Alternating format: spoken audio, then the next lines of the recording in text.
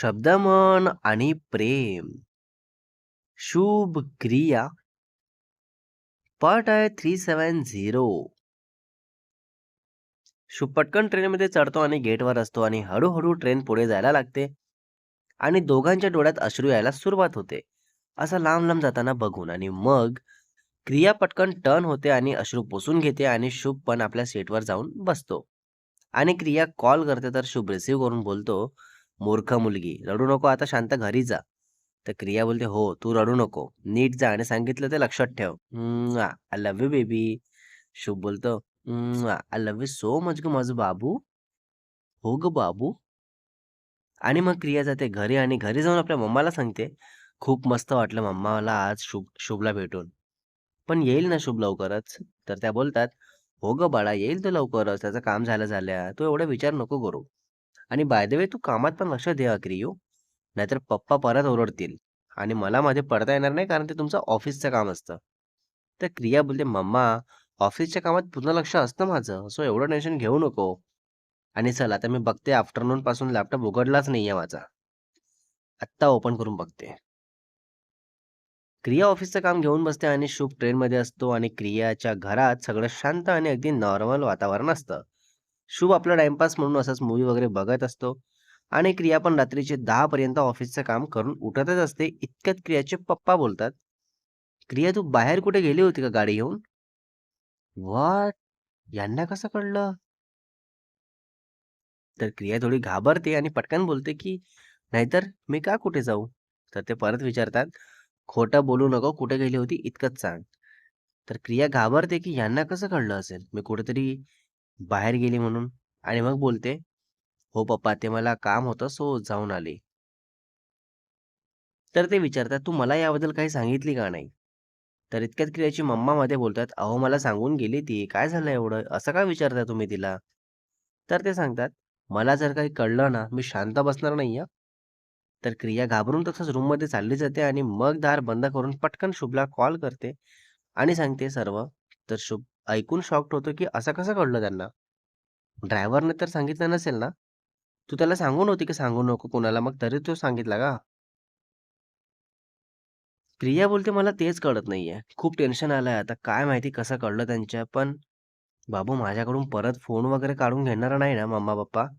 मग आपण कसं बोलणार आणि त्यात तू बाहेर आहेस. मला हे सर्व विचार करूनच खूप डोकं फिरायला लागलंय. ओह गॉड! तर हे सर्व ऐकून शुभ खूप घाबरतो कारण शुभला माहीत असतं की या सर्व ओव्हर थिंकिंग एंड स्ट्रेसमुळे क्रियाला तो त्रास होऊ शकतो. तर तसंच क्रियाला शांत करत बोलतो, "बेबी, बेबी ऐक, माझ्या मनात एकच सुरू आहे, की त्यांना फक्त एवढंच समजलंय, की तू स्टेशनवर गेली. बाकी काही नाही. सो एवढं टेन्शन घेण्यासारखं काही नाहीये." तर क्रिया बोलते, "पण हे त्यांना कसं कळलं असेल?"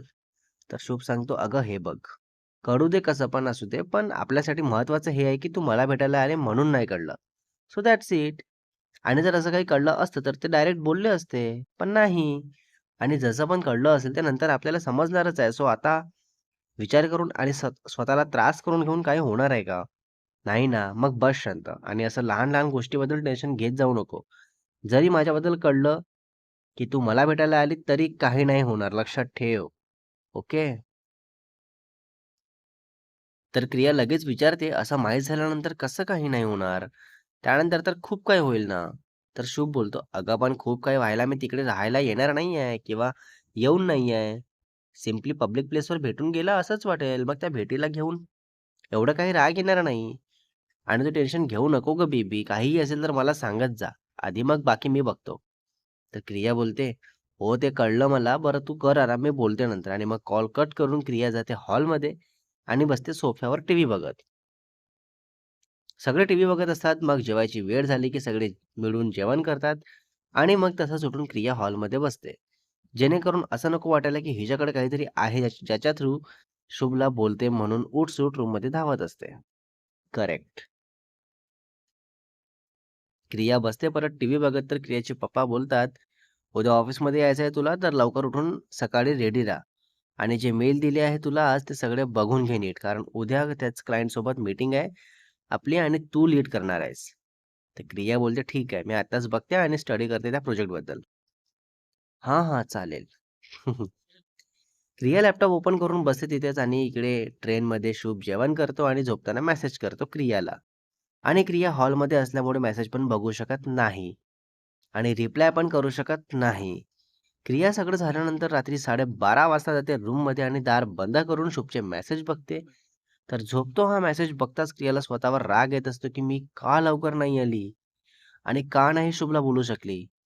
ओह गॉड! काय मी किती बिझी असते. माझा बाबू बाहेर जाताय, ट्रॅव्हल करताय इतक्या लांबचं, तरी मला त्याला वेळ देता येत नाहीये. So sad. देन क्रिया रिप्लाय करते, तर इन्स्टंट शुभचा कॉल येतो. तर क्रिया कॉल बघताच खूप जास्त खुश होत कॉल रिसीव्ह करते आणि मग शुभला विचारते, की "बेबी तू झोपणार होता ना? मग काय झालं? झोप नाही आली का?" तर शुभ बोलतो, "मी तुझा वेट करत होतो, कारण आपल्या दोघांनाही एकमेकांना लव्ह यू बोलून किस केल्याशिवाय झोप लागत नाही हे माहिती आहे ना म्हणून." तर क्रिया बोलते, "हां, तेच तर. मी पण रूममध्ये येऊन तुझा मेसेज बघितली झोपतो म्हणून, तर पूर्ण सॅड झाले मी. पण आता तुझा कॉल आला तर खूप जास्त खुश आहे बाळा मी." तर शुभ बोलतो, "हो गं माझं बाळ, मला माहिती आहे. मी कॉल नसता केला तर ओव्हरथिंक करून त्रास करून घेण्याशिवाय दुसरं काही नसती केली तू. माहिती आहे मला." तर क्रिया बोलते, "हां, बस, बस. आता पुन्हा ओरडा नको. चल मस्त झोपू. Love you so much baby." आणि पोहोचला की मेसेज कर, कॉल कर प्लीज. तर शुभ बोलतो, "हो, आता अर्ली मॉर्निंग 5 ला पोहोचणार आहे मी, म्हणून फक्त मेसेज करतो, कॉल नाही. उगाच तुझी झोप मोड होईल." तर क्रिया बोलते, "ठीक आहे." आणि बेबी उद्या ऑफिसला जायचं आहे मला, ओके. सो अशा प्रकारे दोघेही एकमेकांना मस्त लव्ह यू बोलून किस करून झोपी जातात. फायनली. सकाळी 5 वाजता शुभ पोहोचतो मुंबईला आणि क्रियाला मेसेज करून देतो आणि बॅग्स वगैरे घेऊन प्लॅटफॉर्मवर येतो. सगळं बघतो कारण फर्स्ट टाइम आलेला असतो मुंबईत आणि सगळी लोक आपापल्या फोनमध्ये बिझी आणि इकडून तिकडे तर तिकडून इकडे अशी धावपळ सुरू असते आणि कोणी कोणाला बोलत नसतात, बघतही नसतात आणि इतकी बिझी तर शुभ मनातच बोलतो, बापरे! हे तर खरं ठरलं, की मुंबईत लोकांना आजूबाजूला काय चाललंय याचा जराही भान नसतो. कारण सर्वांना वेळेची किंमत इथे अगदी अचूक माहिती असते. करेक्ट. आणि मग शुभ आपले बॅग्स घेतो आणि जिथे ट्रेन नेक्स्ट येणार असते त्या प्लॅटफॉर्मवर जातो. आणि मग ट्रेन येते. काही वेळा त्यांनी शुभला आधीच अंदाज असतो, की लोकल ट्रेनमध्ये कसं चढायचं, काय करायचं? तर त्यासाठी आधीच तयारीत असतो आणि पटकन ट्रेनमध्ये चढून आपली सीट पकडून बसतो. फायनली काही वेळाने शुभ आपल्या सोसायटीमध्ये पोहोचतो आणि तसाच क्रियाला मेसेज करतो, "बेबी, मी आलोय फ्लॅटवर." असं. आणि मग हॉलपासून तर बाल्कनी व्ह्यूपर्यंत सगळे फोटो व्हिडिओ शेअर करतो क्रियाला आणि मग तसंच सगळं आवरून घेण्यात बिझी होतो. सकाळी 10 वाजता क्रिया उठते आणि आधी फोन बघते तर शुभचे मेसेजेस बघून आणि फोटो व्हिडिओ बघून खूप खूप जास्त खुश असते आणि तसंच कॉल करते शुभला आणि बोलते, "वॉव यार बेबी, काय मस्त व्ह्यू आहे ना बाल्कनीतून." "Wow, wow, wow!" मला तर खूप जास्त आवडलं. असं वाटत आहे रोज आपली संध्याकाळ इथेच जाईल, मस्त चहा, कॉफी आपली आणि आपल्या मजेशीर गप्पा मारत. तर शुभ बोलतो, "हो बेबी, खूप मस्त फ्लॅट मिळाला आहे आणि आपल्याला आणि बाय द वे आता काही वेळा सोसायटीच्या ऑफिसमध्ये जाणार आहे. मग तिकडून ते काम झाल्यानंतर शॉपिंगला जाणार, ओके." "ओके." तर क्रिया बोलते, "ओके, ओके बेबी चालेल." आणि मी आत्ताच उठली आहे, सो फ्रेश वगैरे होते आणि रेडी होते for office, then call cut.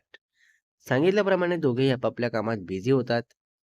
क्रिया पूर्ण रेडी असते फॉर ऑफिस आणि मग नाश्ता वगैरे करून निघते घरून आणि कारमध्ये असताना शुभला मेसेज करते, की "मी निघाली आहे ऑफिसला आणि तू सकाळपासून काही खाल्लं की नाही?" तर काही वेळाने शुभ रिप्लाय करतो, "हो गं बेबी, खाल्लं मी आणि शॉपिंगला जात आहे आता." तर क्रिया बोलते, "ठीक आहे आणि आता मी ऑफिसला जात आहे, सो बॅक टू बॅक मीटिंग्समुळे कॉल मेसेजला उशीर झाला, तर प्लीज ओरडू नको मला. ओके?" तर शुभ बोलतो, "आधीच असं बोलत आहेस म्हणजे उशीर होणार आहे, हो ना? आणि असा पण विचार कर, एक नॉर्मल मेसेज टाइप करायला काही वेळ लागत नाही. जस्ट काही सेकंद लागतात. कारण तुला खूप मोठा पॅराग्राफ टाइप करायचा नाही आहे."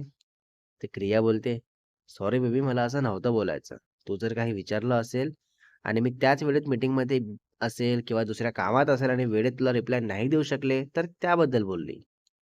अच्छा. नेक्स्ट पार्ट इस कमिंग सून गाईज. पार्ट 371 मध्ये बघणार आहे आपण आता यावर शुभ काय बोलतो आणि दोघांमधला गैरसमज वाढत जातो की कमी होतो आणि पुन्हा क्रियाच्या बिझी शेड्यूलमुळे बरंच काही घडणार आहे आणि दोघे सध्या लॉंग डिस्टन्समध्ये असल्यामुळे कसं सॉल्व्ह करतात सगळे प्रॉब्लेम आणि स्टोरीमध्ये पुन्हा पुढे काय बघायला मिळेल तेही बघू. रायटर एंड एडिटर शुभ वासेकर. ओहो!